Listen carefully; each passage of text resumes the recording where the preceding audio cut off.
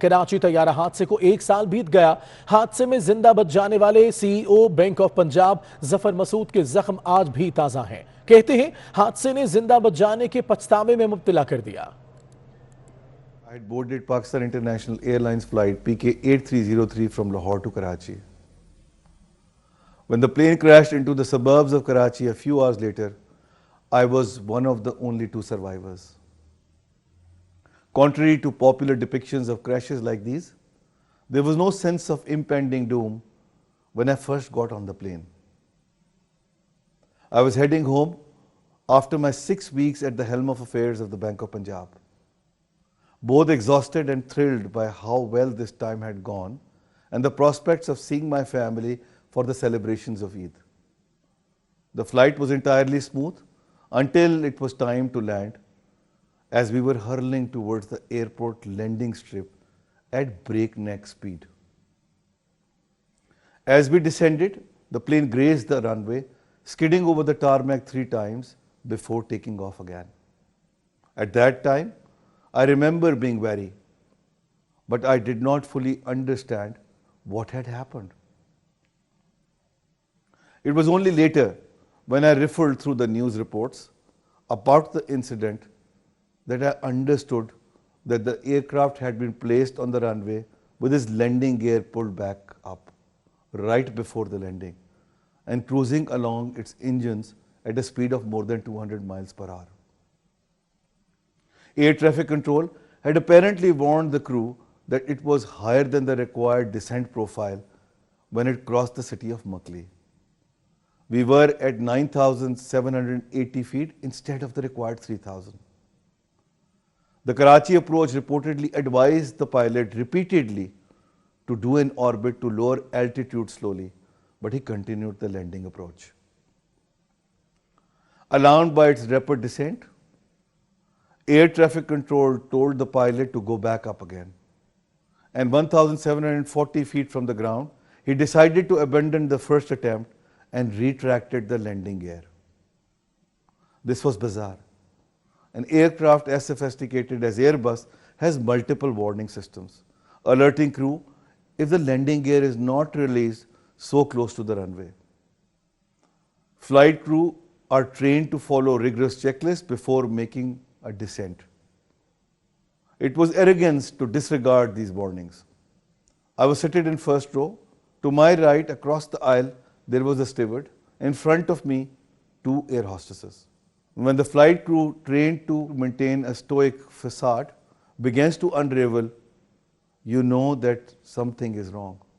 They were crying and reciting verses from the Holy Quran. The plane circled back for another landing attempt. This time, engines stopped working, but no distress was announced. I cannot explain how unnerving complete silence in an aircraft that is still suspended in the air and all its engines and auxiliary power units grind to a halt. The cockpit's door flew open and I saw chaos beyond. It seemed like the plane was going to nosedive. In those 30 seconds, I knew that we were going to crash. I did take stock of my life very quickly in those 30 seconds, and my conscience was clear. But the voice inside me told me that I was going to survive. I remember being completely involved in an argument with this voice.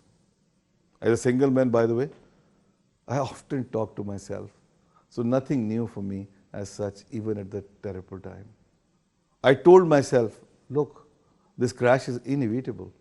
There is no way it could be averted. And still I got the same response. Even if the plane crashes, I will survive. I am not an overtly religious man, and I don't set much store by ritualistic worship. So, was I talking to God? Was I talking to myself? I believe God is inside each one of us, and all I know is that I had this feeling of overwhelming certainty that I was going to be alive. And then I fainted. That is what has possibly spared me from crippling post-traumatic stress. Because I lost consciousness during the most horrific part of the ordeal. It was through others' accounts that I reconstructed what happened to me next. And what happened reinforced my faith in miracles. At the last minute, my seat was changed from a window side to an aisle. I believe this location was crucial to my survival. For some reason, when the plane broke apart, the seat was thrust out away from the rest of the wreckage. It fell straight onto the third floor rooftop instead of the road, and the angle of the fall reduced the damage to my body. It then slid off the rooftop and onto the bonnet of a car, further breaking my fall. Finally, locals in the area dragged me away from the car minutes before it burst into flames. In the days following the crash, I learned a lot about the road to recovery. I'd broken my right arm, fractured and torn ligaments in my left leg. After partial reconstructive surgery, I had to wait for the other ligaments to grow on their own accord, which I'm still waiting. Many days later, my body was still reacting to the trauma. I had developed hematomas as blood continued to leak from broken blood vessels and went through painful deprivement of the dead skin in my back injury.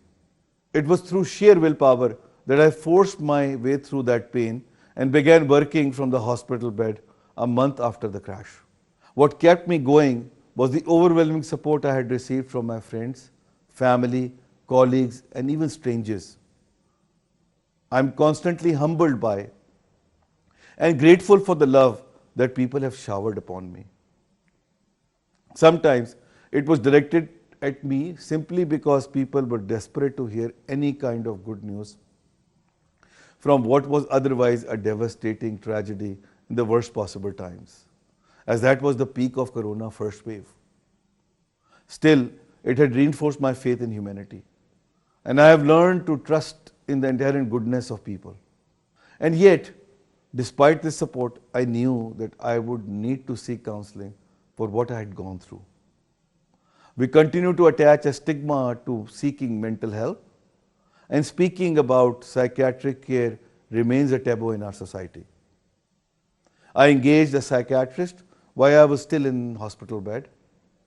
Those sessions helped me come to terms with what I had just been through and get back on the same flight soon afterwards. I made it a point to sit in the same seat, and other than a momentary flicker of panic when the plane began to land, I remained calm throughout the flight. The media coverage of the crash did not help the situation. I was fortunate enough to be shielded by graphic and sensationalized news reports. One reporter even barged into the ICU while I was admitted there and was removed by security. The only other survivor of the crash was apparently forced to leave the government hospital where he was seeking treatment because of the harassment he faced by the reporters bent on getting the first scoop. In a time that was already stressful for victims and their families, news reports piled onto the trauma, and I had to work on recovering my mental health while being bombarded with gruesome curiosity. As we worked towards psychological recovery, we unpacked other layers of trauma. I realized that I had been consumed with survivor's guilt. I could not bring myself to meet with other survivors or the families of the victims. I struggled to attend funerals without thinking that the family of the deceased must be wondering why I was given a miracle when their loved ones were not. In the days following the crash, I tried to decipher why I had been spared, where so many others had lost their lives. I wondered whether it was down to some good that I had done. All I could say is that I had always valued sincerity, integrity, hard work, and had always unflinchingly told the truth even when it went against my own interest. And that's probably the reason why I'm still single. But to be honest, there must have been others on that plane who were kinder, more generous, or more diligent, or simply younger and still uncorrupted by the world. I'm certain of that. The truth is that I don't know why I was saved. What I can do is treat what remains of my life as a bonus. Or in the words of the famous Irish music band, the Chords song that got me through this time, borrowed heaven. It's truly a bonus. According to the European Transport Safety Council, 90% of aircraft accidents are technically survivable. If the plane's structure remains intact and the impact is tolerable for the human occupants, and the post-crash environment does not pose a threat to the rescuers, people survive. In our case, on the contrary, all these three conditions were overturned. If you look at the history of aviation, you will not find many survivors of planes that crashed and were subsequently engulfed in flames. I consider myself lucky beyond measure to have made it out alive. But unfortunately, even after this crash, which was the sixth Pakistani plane to crash in a decade, nothing changed at the national level. Experts continue to analyze the trajectory of this flight and its wreckage, but nothing was done to improve passenger safety. The national narrative was zeroed in on the individual mistakes of the crew, but we are not asking ourselves why we are not pushing for more routine plane inspections or more robust training for the flight crew, or at least a more quick and transparent investigation process which leads to accountability. We need to bring domestic flight standards in line with international ones at least, and enforce standard procedures to handle crashes and their aftermath, so families don't have to search for their loved ones' remains. The entire ecosystem needs to be reviewed and perhaps revamped to ensure better safety standards. This is why I have decided to set up, along with other like-minded people, a dedicated organization that works on passenger safety. The foundation will have two main functions. Firstly, work on raising awareness about passenger safety and their rights within the civil society.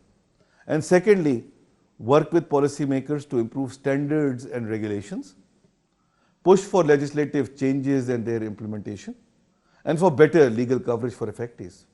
The scope will encompass all modes of transportation, including road, rail, sea, and of course air. This is interesting to share that air is considered as the safest mode of transportation, with probability to crash of 1 in 11 million flights, with over 50 million flights every year, whereas 1.24 million people annually losing lives in road accidents. This will probably be first of its kind entity globally, which would cover all modes of transportation.